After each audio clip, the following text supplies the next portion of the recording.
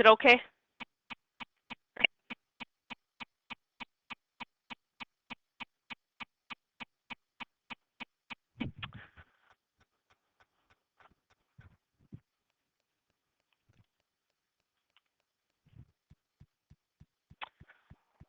Well, the write-off one's easy, so we're just going to wipe that out right away.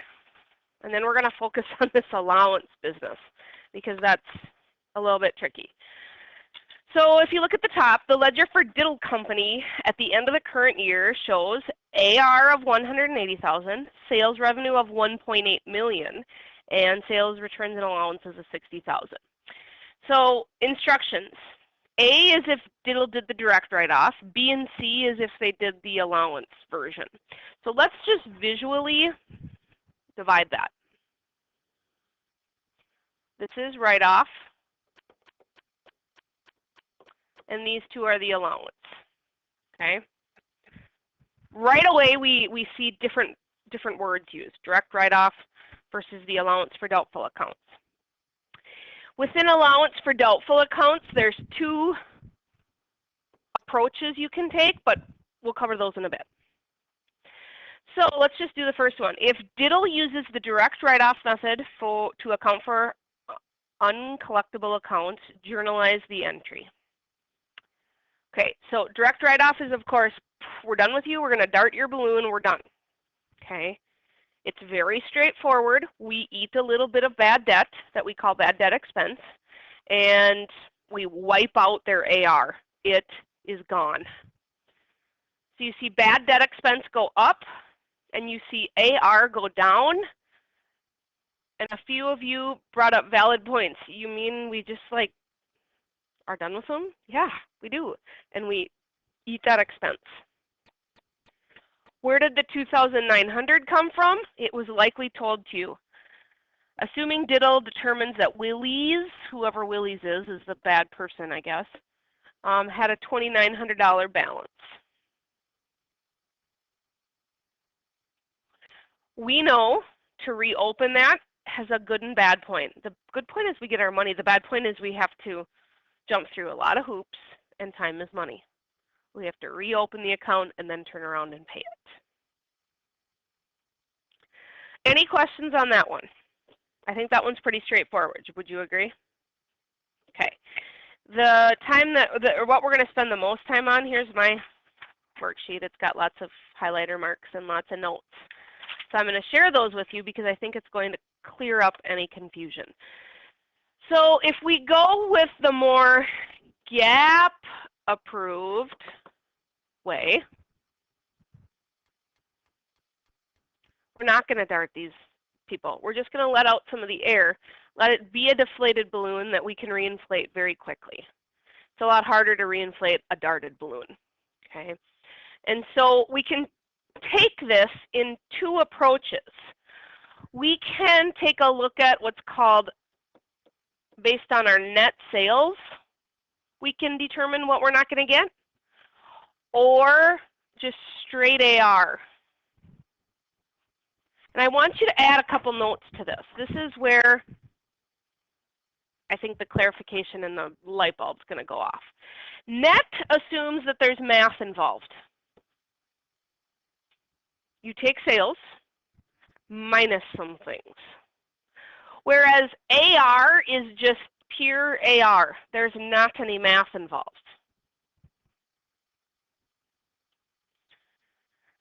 That's going to come back later to help you. What I would like to do is actually the first round of everything. In this example, the net sales version is B, and the AR, or the very pure version at looking at that type of allowance, is C. So what I want to do in the two separate scenarios, no, that's not right. Sorry, erase that. B and C are different numbers, and then there's a 1 and 2 within there. Do you see that? 1 are net sales. 2 is AR. Do you guys see that? So B has some numbers, C has some numbers, and within B and C there's a 1 and a 2. That's where it gets a little bit confusing. I even confused myself this morning. Okay. So let's do the net sale version for both B and C first. Sound good? Net sales. Let's make a T account for that. And I hope you've got some room somewhere. I'm going to erase as I go. Net sales. Well, we know sales revenue is an account itself. We don't have a net sales account, but I'm just trying to make it a little bit easier. I think, is this the 1.8 million? Okay, net sales is a debit deduct and a credit increase. And if we have 1,800,000 in sales, net tells me that there's some math involved. What do we have to subtract off here? I got the 1.8 up here. What do we have to subtract off from that 1.8? Sales returns and allowances. We had $60,000 come back. So our actual balance is 1,740,000 because it's net. There's math. Okay. According to what B says, allowance for doubtful has a credit balance. We're going to worry about that later. Okay, because allowance for doubtful has nothing to do with sales. Okay, allowance for doubtful is the contra account for AR. Okay, so when we're talking net sales, we do not care about allowance. Allowance is not included in that one because that's a contra AR account, not a contra sales or revenue account. If I keep reading up on B, assuming bad debt expenses are 1% of net sales. Well, there you go. If I take this now times 1%, there's our number, which of course is going to be 17,400. Notice that was math. That was 1.8 million minus the 60,000 that they returned. We're not worrying about allowance for this one.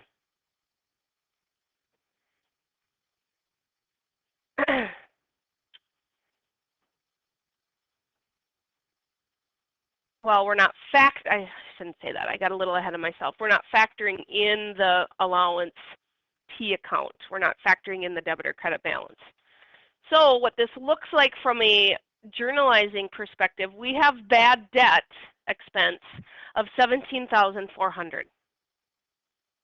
We did math, and here's if you're going to highlight anything.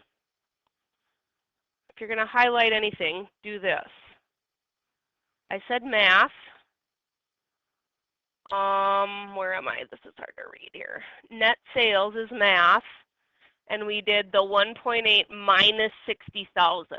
We had to do a little bit of math to get our true number, being that it's called net sales. Where do we dump this assumption into? We have bad debt. What's our credit going to be? Before it was just the AR because we wrote it off. We are going to put it in the allowance for doubtful accounts. Now, although I said we're not going to put allowance for doubtful in here, it's not a factor in our math, unlike the other ones that we're about to do.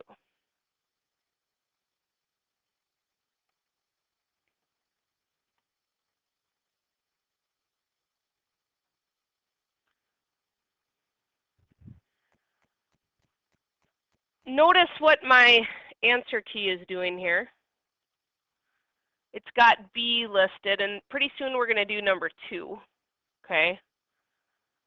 But I want you to pop down to C and do number 1 by yourself. We're going to come back and do this one here in just a minute. But why don't you leave a little bit of room in your journalizing, and I want you to try the C version of what we just did with the B version. by yourself.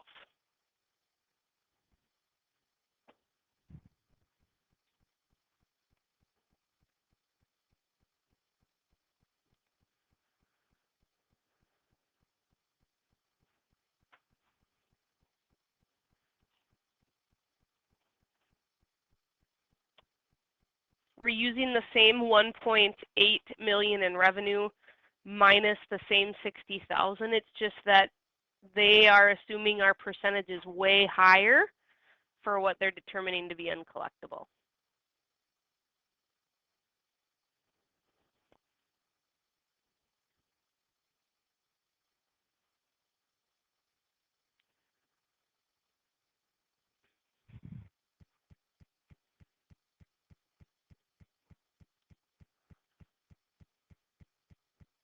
It's your same, and don't be concerned about this right now. It's your same two accounts, bad debt expense and allowance for doubtful. Okay. The math this time is the same. The 1.8 million minus the 60,000, that's the math. We're not factoring in whatever balance is hanging there for allowance. That's the next one. This time we're taking it times, is it 0.75%? Oh, so it's lower. I thought it was higher. It's lower this time.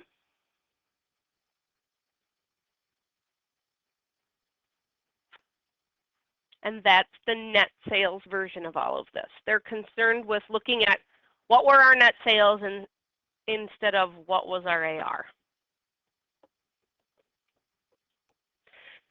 Did that clear up part of it? I hope so. Now it's about to get a little bit more challenging. We're going to focus, so we're done here. Now we're going to focus on AR. AR does not have math involved on the front end, but rather you're going to factor in whatever is hanging there in the allowance, because AR and allowance for doubtful goes together. They're contra, it's a contra account. So make some more T accounts with me. If I'm sitting here looking at AR with a debit balance, a credit would be a subtraction.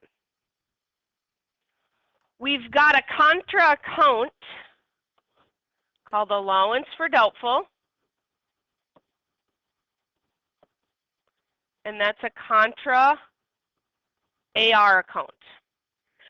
Contra tells me that it acts opposite of its partner.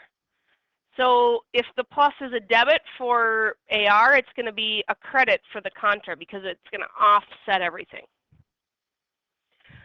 If you look back up in the top, we've got AR valued at 180,000.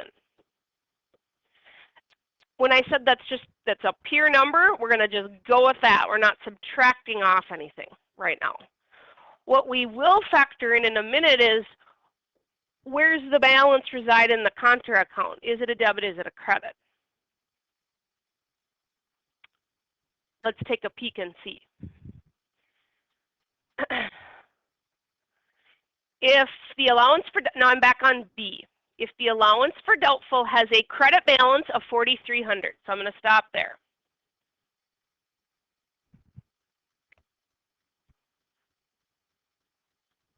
Is that a hit towards that 180, or is it a supplement to the 180?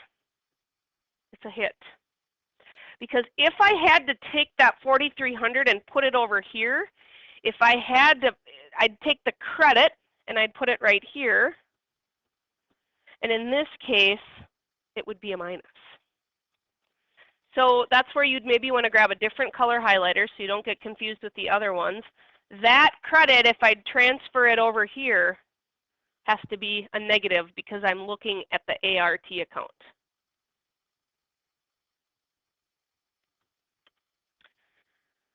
But what they're saying is don't do that math.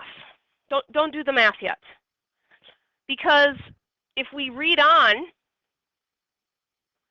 10% of the AR, we're not going to get. They're giving, the credit manager, the finance VP, whoever, they're saying 10% of AR, which is this pure $180,000 number, we're not going to get. Plus or minus whatever is going on in that allowance for doubtful account. Ooh. So this is like kind of another little balance that they have to deal with. They're saying if $180,000 is your AR balance, well, you're not going to see 10% of that, plus or minus whatever's going on in that little contra account. Ugh. So let's run the numbers.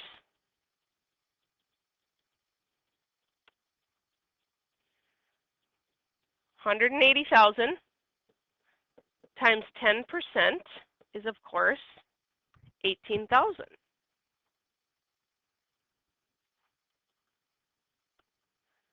So out of that $180,000, the credit manager is saying we're not going to see 10% of that. They are not going to pay their bill. Plus or minus whatever's going on in that other account. Well, it had a credit balance of $4,300, but if I shove it over here, it's minus $4,300. It's kind of like saying 10 grand, or 18 grand minus what we've already said we're not going to get. And that's how you get to that number.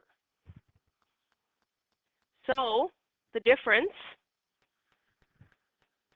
before we ran our math first and then multiplied times the percentage, on this one we just take that pure number, multiply the percentage, and then deal with that account.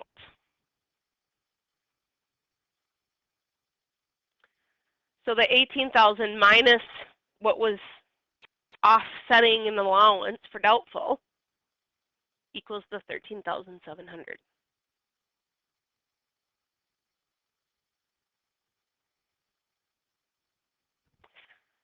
So again, with net sales, we run our math first. With AR, we just take it times whatever the AR balance is, and then we say plus or minus based on what's hanging in this allowance for doubtful. Do you understand why it's a minus? Because we've already got that 4,300 in there, so we're going to subtract that off because we've already got a assumption that we're not going to see 4,300. I would like to do the C version with you because it's opposite. So let's do the C version right now together.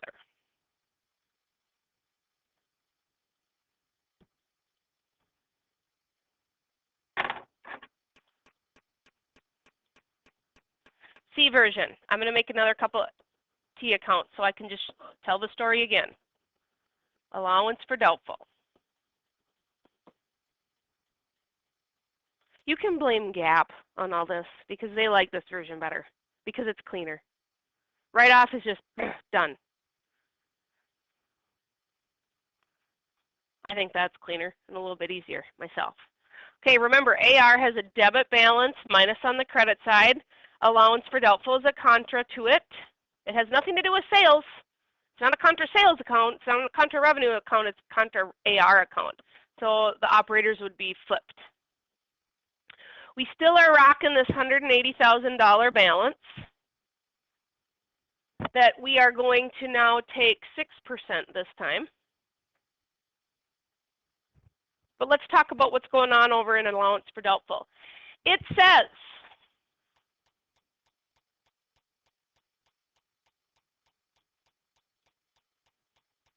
allowance for doubtful has a debit balance. Okay. If it's got a debit balance, over there it would be a minus.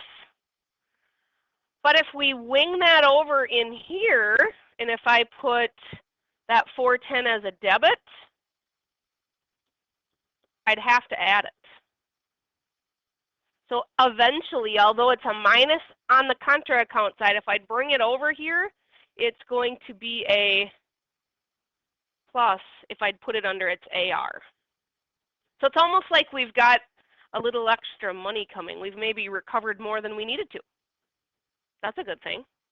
Now if we run our numbers, we take our 180,000. This time the credit manager says, you're not going to see 6% of that. You are not going to see 6%, which ends up being 10,800. But with a debit balance of 410, we're actually going to add 410 in.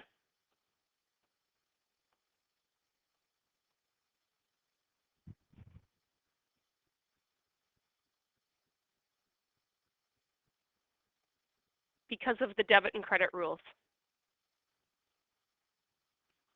So you'll see it look like that.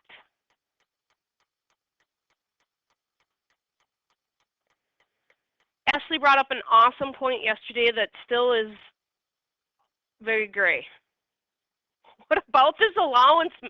Like, don't you have to put things back? Well, the book basically said it's like a floater account. It never is. Now, granted, we're looking at the same scenario two different ways, and so don't feel like what we did in the ones versus the twos like directly relate to each other. They don't, because one's looking at net sales, one's looking at pure ARs. But it's definitely a floater account, and we reread the book yesterday. I can read it to you again, but you can take a peek at those pages, and it's a little bit gray. Did it help to go through it all one more time? I think go back to the basics. If I had to erase all of this and start over, just know that there's definitely a line in the sand between write-off and the allowance stuff. Within allowance, there's two routes that you can go. You can go net sales, or you can look at just AR. And I'd say companies are one or the other. They don't weave between both of them. They take a look at either the net sales, which of course is math on the front end, times the percentage. AR is just the percentage, and then you either add or subtract whatever's rocking in that allowance account. That is everything in a nutshell.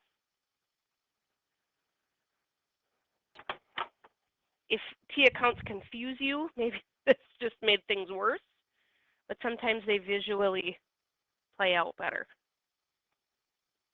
If you're confused, go back to the basics and reread that part of the chapter, and I think you'll see a lot of clarity.